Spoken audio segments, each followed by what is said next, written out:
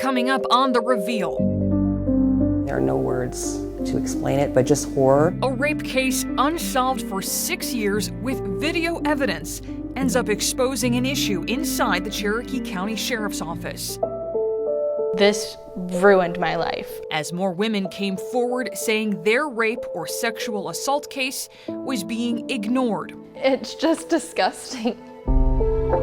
And for the first time, Cherokee authorities faced the accusations on camera. We made some mistakes, and we own that.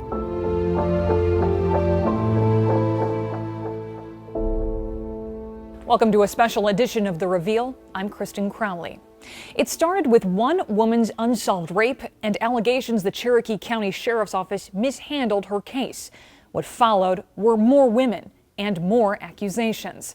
For the next half hour, you'll hear their stories, the issues we uncovered within the Cherokee Sheriff's Office, and the changes coming in the wake of our investigation. There are no words to explain it, but just horror. This story isn't easy to hear, and it certainly isn't easy to tell. But it's a story this woman is brave enough to share. We're hiding her identity for her protection, and in a moment, you'll understand why. Her story begins 6 years ago, when she stumbled upon a pair of SD cards. Assuming that they were mine, I put them in, and lo and behold, there was this video that I could only describe as something I've seen in a horror movie.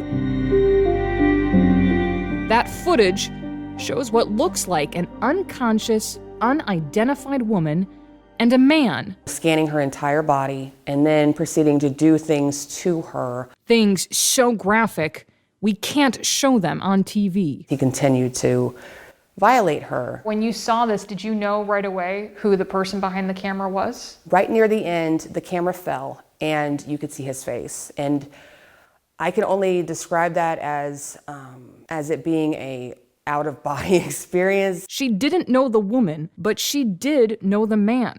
In fact, she used to date him. She said when she ended their relationship and moved out, some of their belongings got mixed up.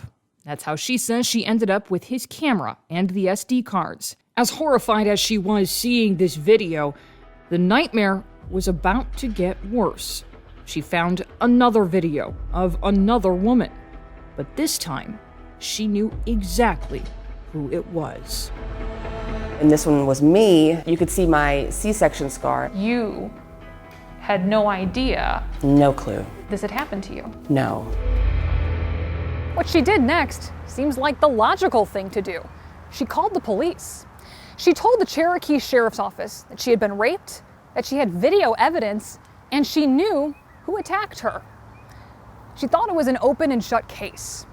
That was in May of 2015. I'm assuming they're doing all the background, they're looking through the SD cards, they're gonna find him, they're gonna question him. But the sheriff's office never questioned him. The detective on the case, Claude Dobbs, first emailed about potentially talking to her accused rapist almost 3 years after she reported it. Then, after 5 months without finding him, the detective seemingly gives up, apologizing, saying there wasn't more he could do. Fast forward 2 more years, the search for the man is back on. And the detective writes he's ready to get a warrant, twice, saying it's warrant time. The sheriff's office even put this post on Facebook, asking for the public's help. Then on March 8th of this year, Detective Dobbs says he doesn't have enough to make a charge. He adds he's gone underground and questions if he is even in the state anymore. But the man in the video didn't leave the state. In fact, he's still living in Cherokee County. How do we know? He told us. Are you in Ackworth still? Yes, he says, and he knew about this Facebook post. What he didn't know was he was accused of rape, telling us, no, my God, what? And I did not rape anybody. He admits he made these recordings, but he says the women were in on it, that it was a fantasy. So you're saying she wasn't unconscious? His response, I mean, she might have been, not unconscious, but she was awakening exactly when the whole thing was done. At one point, he tells us they wake up on camera, then backtracks and says they didn't wake up until after he stopped recording. We spoke to him on the phone for more than 15 minutes, asking him questions the Cherokee Sheriff's Office had 6 years to ask.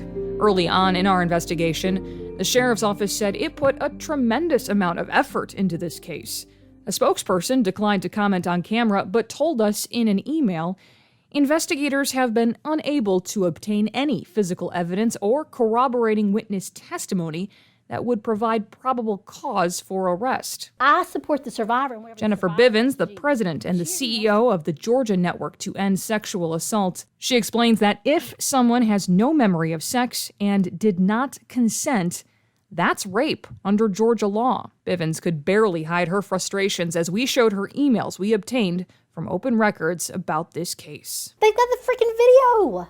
Like, what else more do you need? And while the sheriff's office maintains via email, it investigates every case to the fullest extent, and detectives say the man went underground, we found they had opportunity to question him just one day before he called us. A deputy pulled him over for a traffic violation here at this intersection in Cherokee County. The sheriff's office confirms the stop happened, but says because there was no warrant, no red flag popped up during the stop, and the man was free to go. What are we doing? You know, like, what is happening? Why? This is the situation at hand. There is something systemically going on. And it's up to us to advocate for ourselves because no one else is going to. And I've gone through 6 years of just waiting. My life's been on hold. I mean, I'm ready to move on. Do you feel like you can still get justice? I don't know what justice looks like anymore. But justice was closer than she realized. Because of our report, the suspect was finally arrested by Cherokee County. Yours is a serious felony. The man's arrest warrant lists our recorded phone conversations with him as the probable cause sheriff's officials needed to arrest him. The woman in the case says she feels like she's finally able to breathe for the first time in 6 years. If you hadn't told your story to us, where do you think this case would have gone? I would probably still be eons behind where I am now, I think. You guys have really allowed me to have a voice where I didn't feel like anyone was listening. But our investigation doesn't end here, as we found more unsolved rape cases in Cherokee County that authorities closed, giving the appearance they were solved. Coming up, I guess if you're a rapist, you come on to Georgia because we're not prosecuting folks here. how police are able to clear dozens of rape cases without ever making an arrest. As we took a closer look at rape crimes in Cherokee County, we uncovered a surprising trend. A majority of the closed rape cases never saw a suspect arrested, even when police knew who the suspect was. Did you ever ask her? No. Did you ever hear a yes? No, because you weren't listening to her at all, were you? It all looks so simple on TV. An accused rapist gets arrested, goes to court, Guilty. and ends up in prison. If only real life were that simple. I would say either 50 to 75% are not taking a survivor seriously. Jennifer Bivens is president and CEO of Ganessa, the Georgia Network to End Sexual Assault. She says while as many as 98% of rape reports are legitimate, a small fraction ever result in an arrest. And is that common? Is this happening? Yes. Yes. She's not alone. Yes. No, she's not alone. We took a closer look at rape reports in Cherokee County, and here's what we found. From 2015 to 2020, the sheriff's office investigated 220 rapes. It cleared 171 of them. That's a 78% clearance rate. It sounds good, but it's misleading because we uncovered it only arrested 36 suspects, 16%. So what happened to the other 62%? A majority of the cases, 39% of them, were ruled unfounded, and 20% were closed, citing something called exceptional clearance. It kind of gives a false illusion that we're doing a better job of solving these cases than we really are. Georgia State criminology professor and former Memphis police officer Thaddeus Johnson says exceptional clearance is meant to close a case when circumstances beyond an officer's control prevent the arrest of a known suspect. For example, if the suspect has died, left the country, or is already in custody for another crime in another jurisdiction. In policing and police leadership, what we care about are numbers. So we care about public safety, don't get me wrong. But at that level, it's about numbers because funding goes along with it, credibility goes along with it. The exceptional clearance allows prosecutors and departments to be able to satisfy those statistical or those numbers without being held accountable to follow all the way through with the investigation. How often should exceptional clearance be used? Is this something that would be considered a rare tool for police? It should be. But it's not.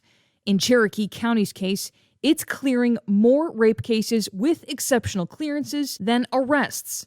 That means more often than not, people who are suspects in a rape case are walking free. I guess if you're a rapist, you come on to Georgia because, we're not prosecuting folks here, is what that says to me. And that is scary for our community. Cherokee County records show it exceptionally clears most rapes because a victim wouldn't cooperate. We shouldn't make that the scapegoat for reasons why we use exceptional clearance. There should be clear statements as to why they're making these recommendations, and especially if their decision is not to move forward with the case. State Representative Scott Holcomb sponsored the Sexual Assault Reform Act of 2021, a law that he says is supposed to do more for survivors by tracking rape kits and making sure police departments are following through with investigations. But he says full justice for rape survivors is still a ways away. We have to start prosecuting more cases. As our investigation in Cherokee County continued, more women came forward saying they were waiting for action in their rape and sexual assault cases.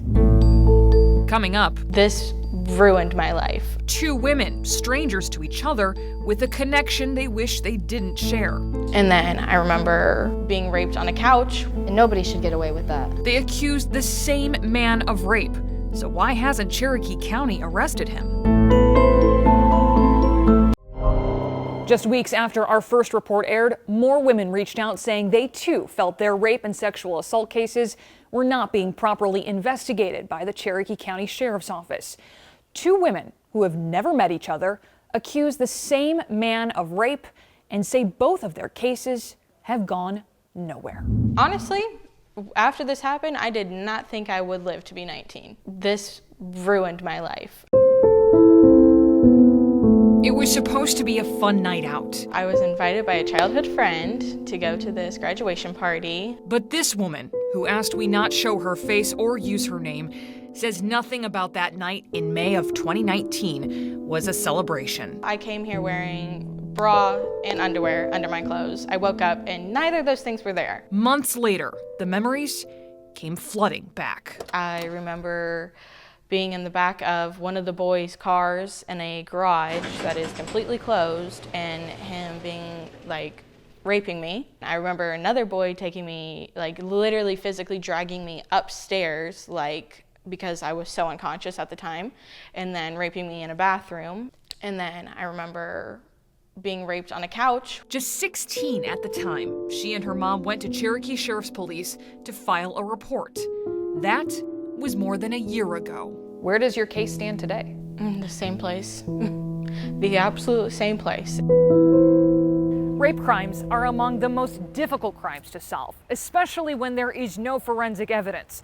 The Rape, Abuse, and Incest National Network says fewer than 20% of perpetrators will ever end up behind bars. Even less than that will ever see the inside of a courtroom. But the woman was certain that she could beat the odds, convinced at least one of her rapists would end up behind bars, all because of a phone call from a woman named Megan. Me and my friends went to this party and I was handed, drinks and a Solo cup. What happened after you started drinking it? Kind of everything was just a blur. Megan says she woke up the next day at home with no memory of the night before and in incredible pain. But it was like a feeling I've never felt before because I was torn. Megan called the other woman earlier this year after a mutual friend told her their stories sounded almost exactly alike. It was on that phone call the women realized just how similar they were. It was at the same house. Yes. One of the people who you accuse of raping you is the same one she accuses of raping her. Yes. Megan filed her report to Cherokee Sheriff's officials in 2018. The other woman, 2019. But despite their similar stories, their alleged rapist was never arrested. Earlier this year, the Reveal uncovered Cherokee County said it solved 176 rape cases over 5 years. But we found out it only arrested 36 suspects. Megan hopes by speaking out, Cherokee County will take both of their stories more seriously. I want him to, be punished for what he did and not get away with it, because it's really a disgusting crime, and nobody should get away with that, especially multiple offenses of it. Next. We made some mistakes, and we own that. For the first time, Cherokee County speaks out about how it's handling rape and sexual assault investigations, how investigators say they're going to make things right. As accusations the Cherokee Sheriff's Office failed to properly investigate rape and sexual assault cases mounted, the department agreed to sit down with the Reveal. They're about to make some changes thanks to our investigations. Changes that can't come soon enough for multiple women. It's just disgusting. It's been nearly 8 months since Ashley Greer told Cherokee County authorities she was sexually assaulted during a massage. And then he started massaging my breasts, like full on massaging my breasts. So grossed out. In this police video obtained by the Reveal, she tells a Cherokee County investigator how ashamed she felt for freezing up and not saying stop. I was like, I wish that I could go back and change the way that things happen, but please don't feel bad about that at all. But she no longer felt supported or believed after listening to what that same investigator said to the man she accused of assault. I would just say, be careful going forward where your arms travel, because some young women come in, you don't know what their background is if they've been assaulted before. Sometimes they can make up something in their mind, or they can think something that didn't happen, and they'll be convinced that it happened. It made me so hurt and so angry, because it sounds like he is telling them, she's just making this up. Just be careful where your hands are going. Then she saw our 11 Alive Reveal investigation into unsolved rapes in Cherokee County. There is something systemically going on. Then I realized, okay, so it's not just me that is having these feelings about nothing being done or being taken seriously. In fact, her feelings were shared with multiple women. Like, it's not really crime in their book. I felt like he was judging me the whole time. How much did you drink? What were you wearing? He asked you, what were you wearing? I know that you don't ask a rape victim, what were you wearing that night? We played those accusations for Cherokee Sheriff's Captain Mark Anderson and Lieutenant Garrett Carter. It was so traumatizing. I was in therapy. It was like every time I got an email, it was just this breaking of my spirit. They're hearing them for the first time because this is the first time Cherokee County has agreed to go on camera with us since our investigation began. Being honest with you, and going back and looking at the first story that you did, that first case, we made some mistakes. And we own that, I own that. And going forward, we can always do better. So here's what they plan to do. Create a policy that directly covers sexual-related crimes, something that did not exist before. It's also implementing new training, but that's not all. And once these processes are in place, taking a historic look at our cases that we still have statute of limitations on, and reevaluate those historic cases to right any wrongs that may have been committed in the past. So you're going to essentially do an audit of all these past sexual assault cases and rape cases? Yes. That includes all of these women's cases. So your case is going to get a second look. Thank you. It's exciting a little bit that that my case can, I guess, get reopened, and I just feel like it was such a joke. That's all for this episode of The Reveal. You can watch all of our investigations online by going to thereveal.tv.